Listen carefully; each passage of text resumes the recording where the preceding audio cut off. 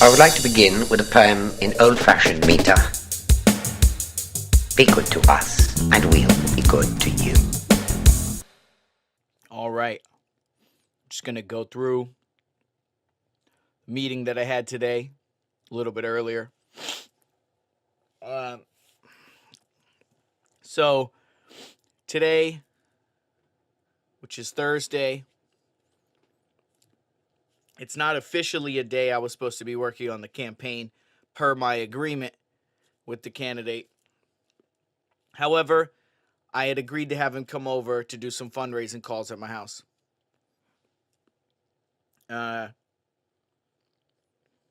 So I'm just going to dictate what happened.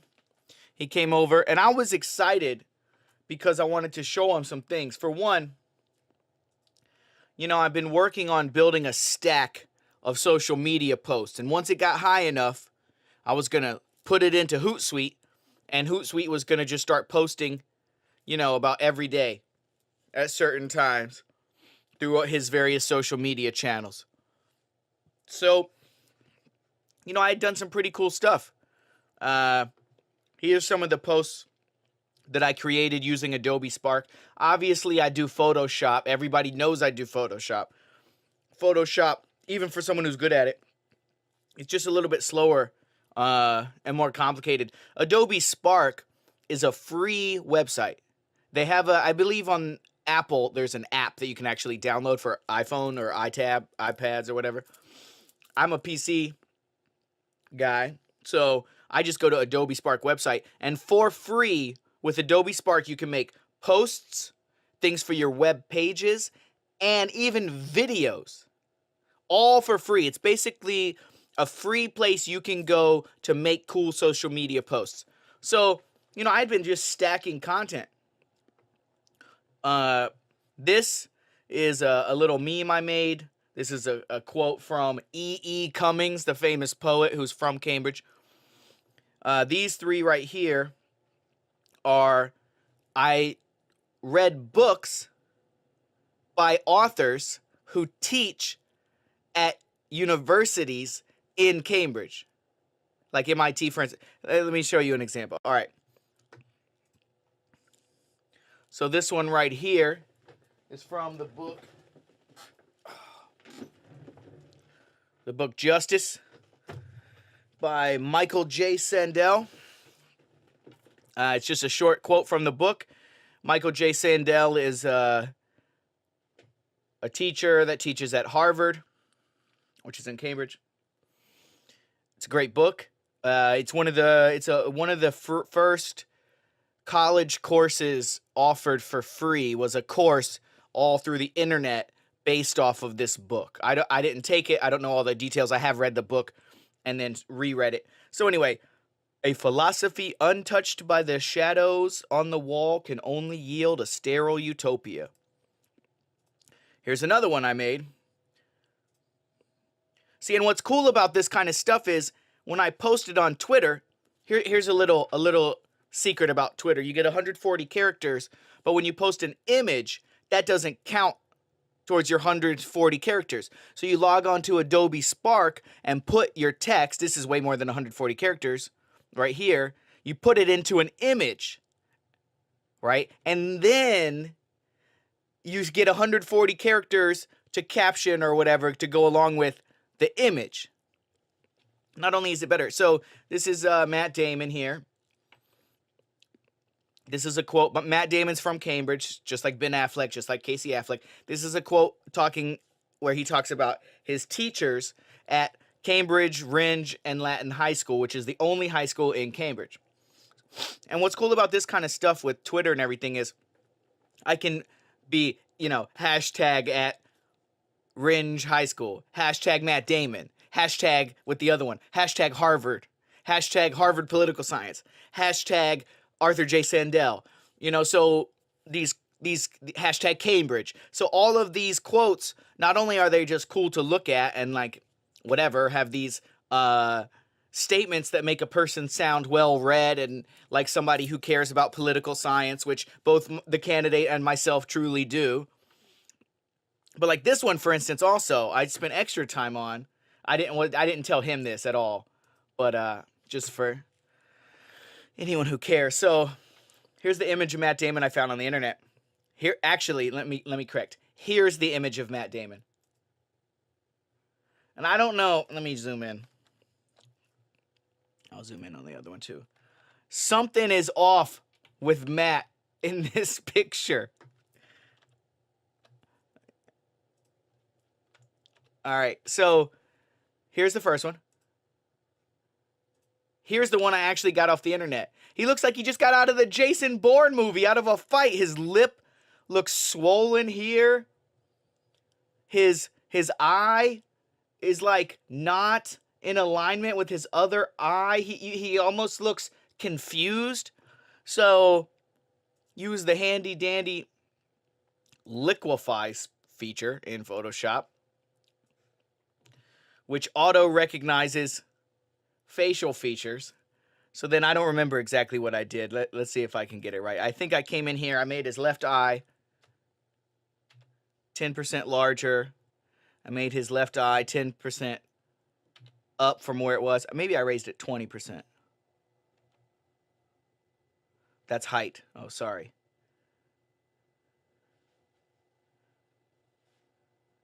I don't want to raise his eye too much. Oh, I remember what I did.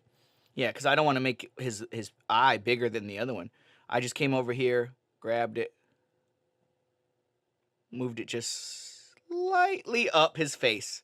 So now his eyes are aligned with each other. Then he's got this lip thing going on here. So let's see, what did I do? I don't remember exactly. I think I put a 10% smile on. That just cracks me up every time. Oh, he's sad. Matt is sad. Matt Damon.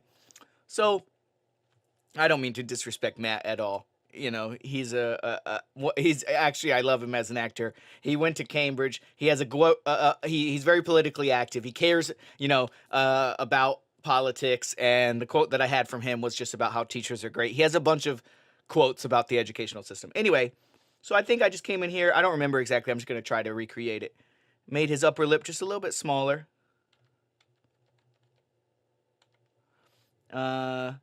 His mouth width.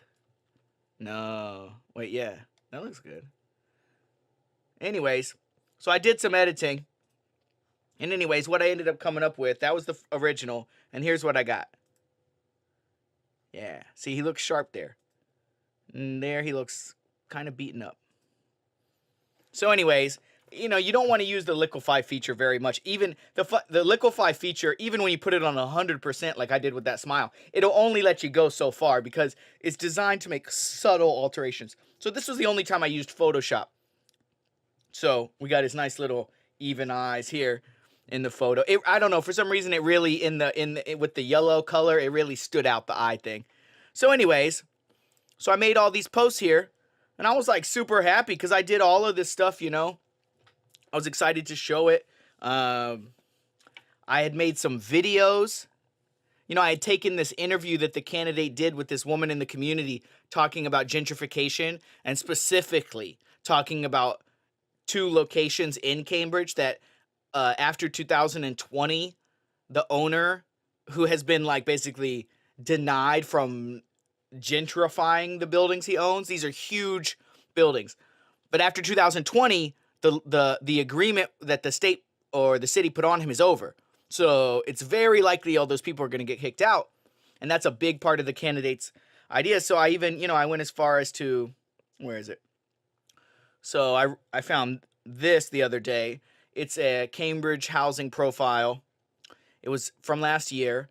Most of the people who are listed on it as authors are actually current city councilors, as well as people in, the city development. So they have a whole section in here on, let's see, where is it? Page 32. A whole section in here on affordability. So I even took the time with the videos to read this section and take the information from it and create stats in text and infographics to put over the top of the videos to make what the woman is talking so passionately about make sense. to really knock the point home. And I had 5 videos, so I have like a whole stack of social media content. And it's not just like some random quotes. It's like solid content that's relevant. Yeah, so the candidate comes over. We sit here and talk about all this stuff. I'm just like, I just want to show you this stuff real soon. I mean, real quick, because I'm about to start posting things on your social media. And then right before he leaves, he says to me that he doesn't think I'm the best person to manage the campaign. And I said, why do you think that? And he says, well, I don't think that you have enough time to give to the campaign of what it takes to be the campaign manager. I'm currently the only employee. Everyone else is volunteers, most of whom, well, 2 of them are employees I'm paying, and then 1 volunteer that I recruited, and then there's about 2 or 3 other volunteers, at least as far as in attendance of the team meetings. There may be other people involved, allegedly. So anyways, he says, I don't think you have enough time to give. And I was like, well, that may be true. However, the agreement that we have, that we went over in writing, I agreed to give this campaign 1 day a week. Full all day. A solid, real work day. In addition to that, which the day that we give is Tuesday, in addition to that day, I also will commute to your house on Monday nights, plan, organize, prepare, research, and facilitate the team meeting at your house for an hour and a half on Monday nights. So that now is a day and a half that I've agreed to do, right? And anything I do on top of that is just a courtesy. And I said, I have grossly overperformed that, because that's the way that I was taught to do business. Under promise, over deliver. And including, I said, the fact that you're at my house right now on a Thursday. And I said, man, so I got to say, additionally to my own efforts, well exceeding what I actually put in writing that I was agreeing to do. Furthermore, I've hired 2 guys, both of whom have went out into the community, whether it be canvassing or contacting businesses or what have you. So I've also, in addition to what you get from me, you have these other guys, one of whom wrote the script for our cold calling. The other one wrote our template letter to contact businesses. I could go on. So, and I had noticed when I showed him all this great social media stuff I had done, he wasn't that interested in it. I don't think he really believed that social media, it was unfortunate because as much as he is a positive person and he's done so much visualization about winning the campaign, that he has this image, this vision in his mind, right? But his base, I think, is a certain person. So in a weird way, and this has happened to me before in my life, in a weird way, a positive belief of confidence about the future can ultimately then be a limiting belief mixed in. It's like you can have different beliefs that contradict each other, right? And I think that he didn't think his base was social media savvy. I don't even know. I mean, I think, and then so he responded to what I was saying.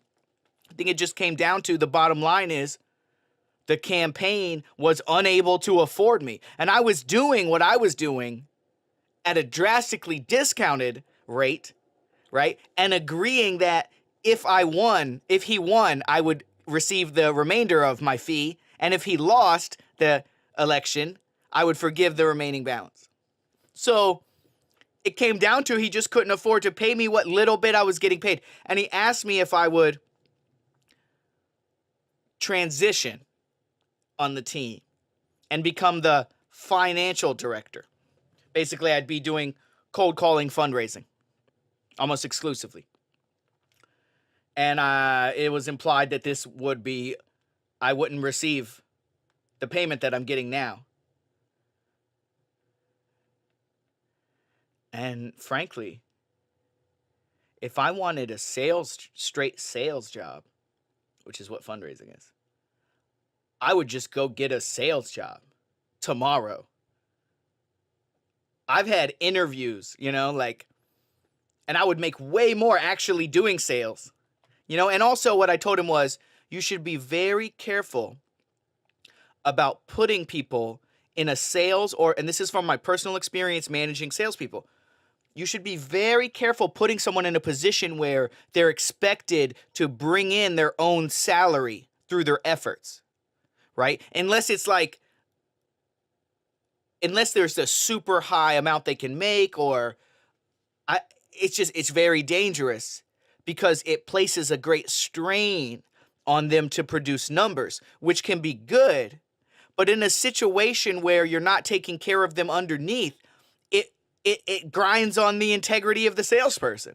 You can't challenge a salesperson too much because if they have to do anything they possibly can do to get their paycheck, they will, right? So you can't create a pay plan that's structured in such a way it's just, I'm not interested in it at all. I'm just not interested. I wanted to come on this campaign because I wanted to have an impact on the campaign. Since I've been on it, I have done so much research and I have created nuanced and articulate and powerful stances on the issues that are relevant to this campaign. I would say at this point, I have more different issues that I have a stance on than him, because his main issue is affordable housing and immigration. And I said, that's what I was interested in with this position. I was interested in having an impact. I'm not interested in just bringing in money, because I could just do that. If it was really about the money for me, I would just go do something for the money. But I got to get paid. And it's the principle of the matter too, right? Whenever you make a commitment to someone, what you agree on, and then they come back and they take that away, why couldn't they live up to what they said? So it's not about the money, but it's about the principle. I'm not going to work for free. And he seemed surprised when I said that my 2 employees would no longer be part of the campaign. I'm like, they're not volunteers. So it's over. I'm not staying on. I deleted the Twitter. I deleted the YouTube account. He didn't even ask me for all the work that I did for the content. He didn't even ask me for it. I think he sees no value in it, which is, and it's like, this is just on a personal note. But if you're not able to organize and efficiently run this campaign, and if you can't even afford to get my services at a steal of a price, how are you going to run the city? Which is essentially also a structured organization that has liabilities and assets and funds that come in and priorities. I don't know, man. So I deleted the accounts.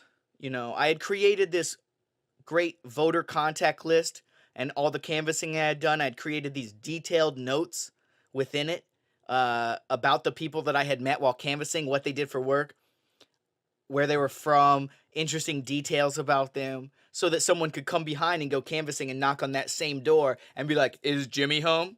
My friend Taylor says you're an accountant and that you gave him some water. Man. So all that's done. So I did feel bad for my employees, man, because I recruited them onto this project.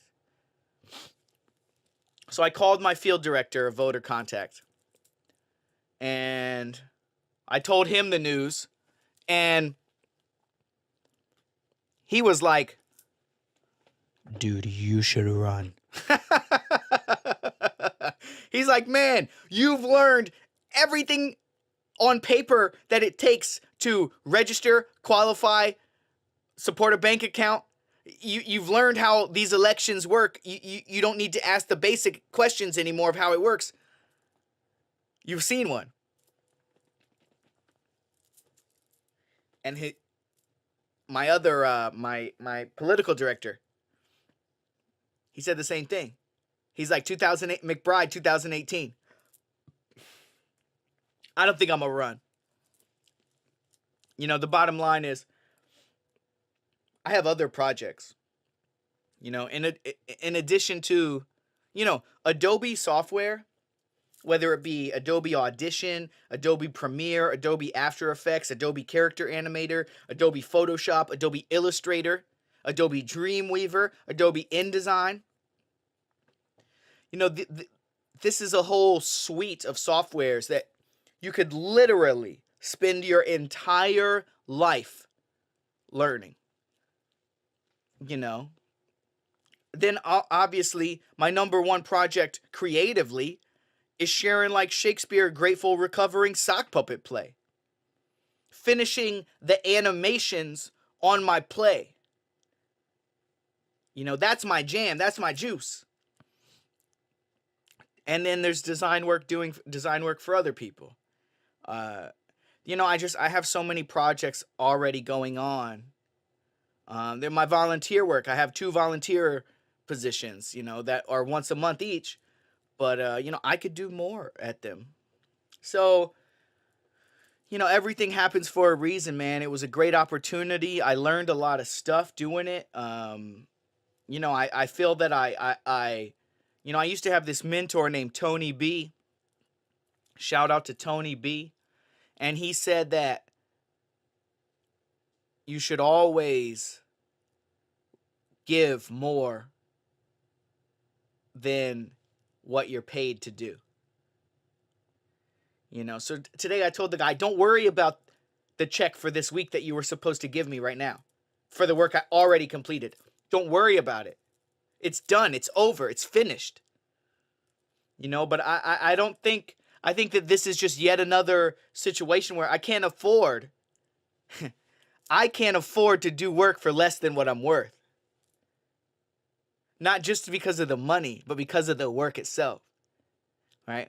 And I genuinely believe, man, that I gave so much in the short time I was on this, and that, you know, karma, the universe, will compensate me fairly for the effort that I have given, as it always has in my life. You know, shout out to Tony B, man. Under promise, over deliver. Always work harder than what you're paid to do. So anyways, that's it. I'm probably going to do, I might do one final journal after this just to wrap everything up, but it's not going to be today. So good night. Jeez, this tune upon fire. Jeez, you don't know.